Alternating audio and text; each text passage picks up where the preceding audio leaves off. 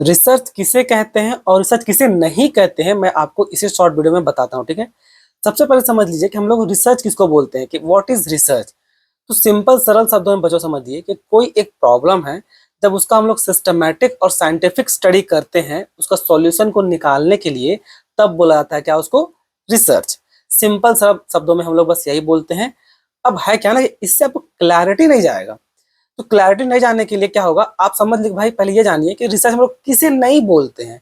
तो किसको नहीं बोलते हैं, तो सिंपली अगर कोई इन्फॉर्मेशन को आप गैदर कर रहे हैं, ठीक है, अपना नॉलेज को बढ़ाने के लिए, तो उसको रिसर्च नहीं बोला जाता है। इन्फॉर्मेशन कलेक्ट करने को सिंपली हम लोग रिसर्च नहीं बोलते हैं।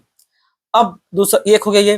दूसरा, आप अलग अलग जगह से, इंटरनेट से, बुक से, कहीं जर्नल से आप कुछ नोट डाउन कर लिए, वहां से इंफॉर्मेशन कॉपी कर लिए, उसको भी रिसर्च नहीं बोलते हैं।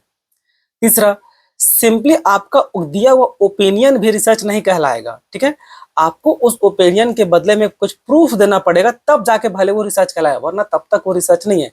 जैसे कि अगर आप, हम लोग सबको बोलते हैं भाई कि पूरा सिस्टम करप्ट है, हर कोई यहाँ बिका हुआ, ऐसे तो सिर्फ आपको बोल देने से कुछ होगा नहीं। आपको पहले उस ओपिनियन को प्रूफ करना पड़ेगा। जब तक प्रूफ नहीं कीजिएगा, तब तक आपका सिर्फ वो ओपिनियन है, किसी प्रकार का वो कोई भी रिसर्च नहीं है। भले ही आप आपका अपना जिंदगी का कुछ घटना में देखे होंगे, पर जब तक उसको आप प्रूफ नहीं कीजिएगा, ठीक है, हो सकता है आप अपना जिंदगी में रिश्वत भी दिए होंगे, लेकिन जब तक आप उस ओपिनियन को एविडेंस के साथ प्रूफ नहीं कर दीजिएगा, तब तक सिर्फ वो ओपिनियन है। प्रूफ करने के बाद ही वो आपका रिसर्च कहलाएगा, ठीक है।